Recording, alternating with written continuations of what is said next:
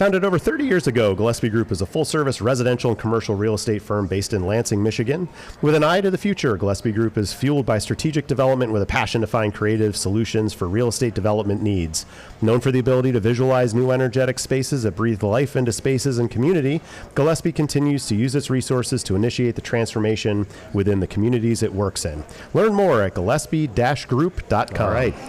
Welcome to the Conversations from Mackinac series of Michigan Reimagined with Chris Buck, live from the Grand Hotel at the 2026 Policy Conference. This special session is sponsored generously by Triterra and the Gillespie Group, and I am here now with the legend, Justine Johnson, the Chief Mobility Officer for the state of Michigan. Welcome to the show. Thank you so much for having me, and good morning. Absolutely. Good morning to you as well. So what exactly does a Chief Mobility Officer do? Phenomenal question. And I have the pleasure of having one of the best jobs ever. No kidding. And really what we do is really focusing, and what I do specifically every single day is really thinking about the future of how we will move across land, water, and air, and what the future of movement will look like. Right now, we've been moving for the same way for the last 120 plus years. Usually that's the automobile. And now how do we also transform and really think about what are some of the big opportunities, especially in air? What's the next pathway of the future? What does the next lane look like? We have to think about future-proofing our roadways. Does a road still look like the same thing that we know a road to look like now? What might that transform to, especially when we think about charging infrastructure? We think about how we park, where we position ourselves, how we orient ourselves in the built environment, and as well as water, which, of course, Michigan has an abundance of. Wonderful. You know, I applaud Michigan first and foremost for having the foresight to hire someone like you to make sure that Michigan remains relevant in this conversation, right? I mean, we put the world on wheels, but we need to skate to where the puck's going, not to where the puck is. and to have you at that helm is helps me sleep at night. So talk to me about your team. What kind of group of folks do you kind of work with, and what are their roles? Who do they engage with? Who's your customer? Who's your audience? Yeah, so I have a really phenomenal team, and I say we're like the tip of the pointy spear, and I say that because we have someone on our team who focuses on technology activations that are really looking at what trends are happening, not just within the state of Michigan, nationally and as well as globally. What are some of the new trends that are happening within transportation and mobility, and how could we then apply those trends to the state of Michigan to the extent that they're relevant and possible? So that's one piece. Of course, I have an amazing deputy who helps me kind of manage the day-to-day in between. We work very closely with communities as well, in community organizations, because as we're talking about technology, we have to acknowledge that there are people behind that. Right. So we're really making sure from a workforce perspective, people are trained, skilled, and tooled. But then the other piece of this is really making sure that we're informing community members of what is happening, especially as you're seeing new technology, autonomous systems being put in operation. You're seeing drones fly in the air. What does that mean? How to use it? And then you also have commercial applications. Amazon Prime is in Pontiac, Michigan, just for that just-in-time delivery. So what does that user experience feel like as well? Right on. Well, I got to ask just a couple of things that I prepped as I think about you regularly with everything going on in the world, and then I want to downshift into the policy conference and things that you're advocating for and where the puck is actually headed. But so when I was engaged kind of with you and some of the economic development on the state level, it was all about the electrification. I mean, not all about, because you talk land, sea, and air all the time. I know your focus was way broader than that, but from a citizen on the street, it was all about battery plants and EVs, and feds made changes to CAFE standards and slowing down EV interest, really, with removing incentives for those kinds of things. So, and then obviously we've got new legislation coming. We've got a governor that's term limiting out, so you've got new state leadership coming. So how do you, in the theme of this conference, we've got the house is on fire, and we need to stop doing the Michigan left every 2 to 4 years and losing momentum, but it's also common ground. So from that kind of standpoint, how do you play with all of the changes that the feds and the state maybe lay on you from a policy standpoint to make sure that your mission kind of continues to move forward? Yeah, I think, one, we have to acknowledge at the end of the day, people are always going to be in need of movement and something to take them from point A to point point B. And that's going to continue to be the same. We also have to acknowledge where we are in terms of our air quality. And we know that, especially when we talk about greenhouse gas emissions, getting to that point where we can efficiently move people safely and effectively without hitting our air quality is something that's very important. So while we are watching what's happening at the federal level, we're watching what's happening at the state, and we're watching what's happening on the ground, I think for us it's about keeping focused on the course and acknowledging, like, when we talk about battery technology, battery innovation, we also have to acknowledge that's jobs, right? And so you may not drive an EV, but what would that mean for you if you're working in the specifically battery innovation space, and if your job is all of a sudden taken from you because this is not a big policy topic? I think that's short-sighted. So we also try to make sure people understand the economic benefit when we talk about clean energy. This is an opportunity for us to talk about the next industrial kind of intelligent revolution that's happening right in front of us. Right. And we want to make sure that people are equipped and skilled for those jobs, but also those on the consumer side who want to purchase and procure those things,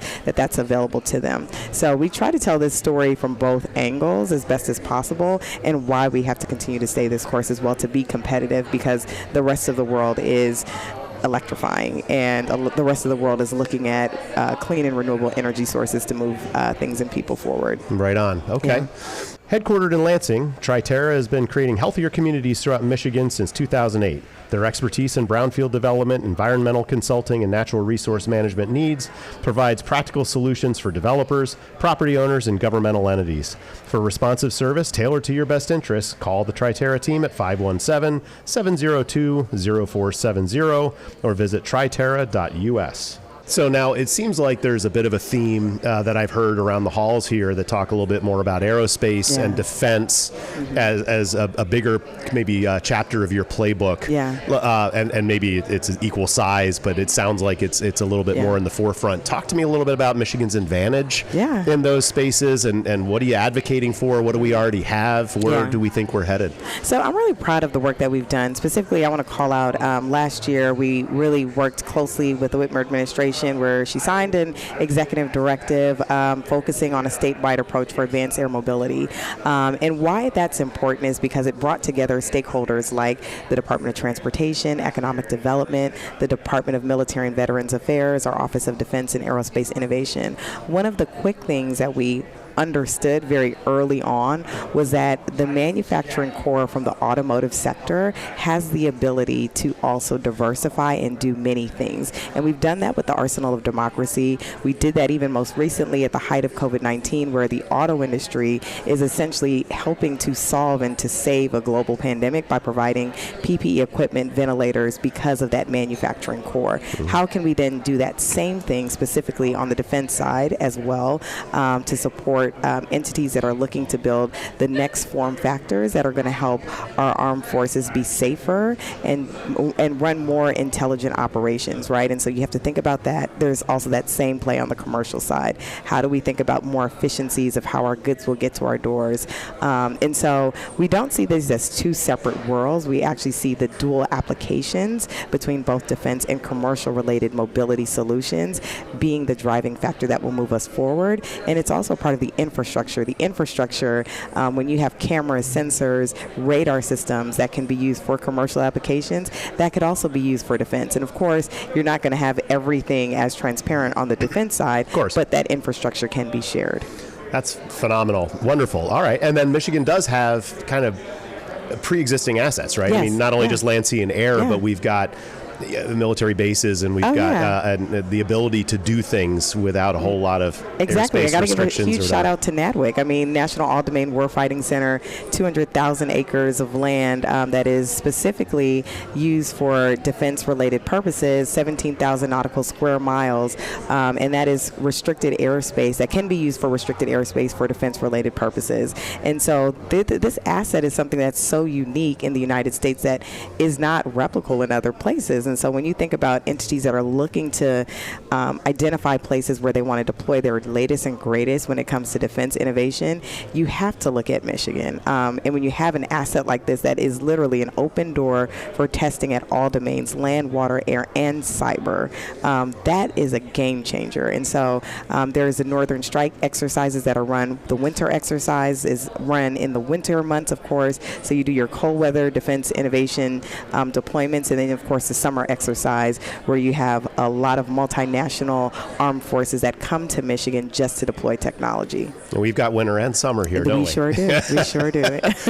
Well, that's phenomenal. So what are your barriers? Yeah. What slows you down? What policies might get in your way, or what are you hopeful for to make your treadmill spin even faster? Yeah, I think for me, I try to look at the opportunities, right? And so I think we can all acknowledge funding is always a barrier, because you can always, of course, the more money you have to do work, the better you can really deploy and get things off and running. But I think the other piece is we have to think about the opportunities. One of the things, again, that makes Michigan so unique is that we are a geography that is, one, you have all the climate, so you think about it's a great space to test and deploy. Yep. We have a proximity to the international border, which, I can only think of a few states that have that attribute to the state of Michigan. We have a really talented manufacturing core here that has supported manufacturing things for 100+ years and continues to really do phenomenal work. We have amazing institutions, academic institutions here, and as well as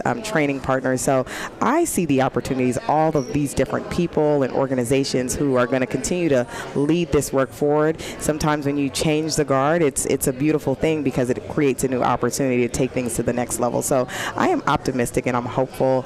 I think this is, being at the Mackinac Policy Conference, just spending time with elected officials and sharing what we are doing within the state of Michigan, specifically the Office of Future Mobility and Electrification, the amount of impact that we've made in just 6 years, right? We think about over 225, 6 years. Wow. 225 grants that have been awarded to companies, non-dilutive grant funding for companies to test it, to build it, and to commercialize and scale it right here.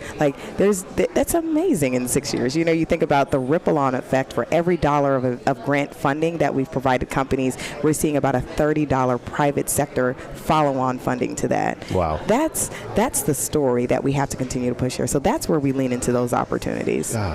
Fantastic. So proud of your work. I'm really grateful that you're on the team and that Michigan's got you as an asset, and the work that you're doing is just so important. Thank you. Congratulations, really and thank you very much. How can people follow your story? Is there socials or websites or anything like that? Follow me on LinkedIn. I'm pretty active. It's just Justine Johnson. My picture is there. I think I have on a purple dress, but you'll find me there, and I'll be talking all about mobility. So find me on social media. Of course, visit our website, the Office of Future Mobility and Electrification. Even if you just type that in Google, you'll find us. We're the only one of its kind. So it's super simple, very easy, but really have a great team, really have a lot of folks who are doing great work in the state of Michigan. So I want everybody to be a part of that journey. So please check us out, follow us, repost some of my posts. I usually ask people to do that because I think it's all about getting the word out there. Right on. Yeah. Justine Johnson, Chief Mobility Officer for the state of Michigan. Couldn't be happier to have you on. Thank you very much. Enjoy the rest of the seminar here. Thank you so much. Appreciate the time. Absolutely. So this is Chris Buck from Michigan Reimagined signing off from Mackinac Island. And thanks again to our fans at Triterra and Gillespie Group. Thank you. All right.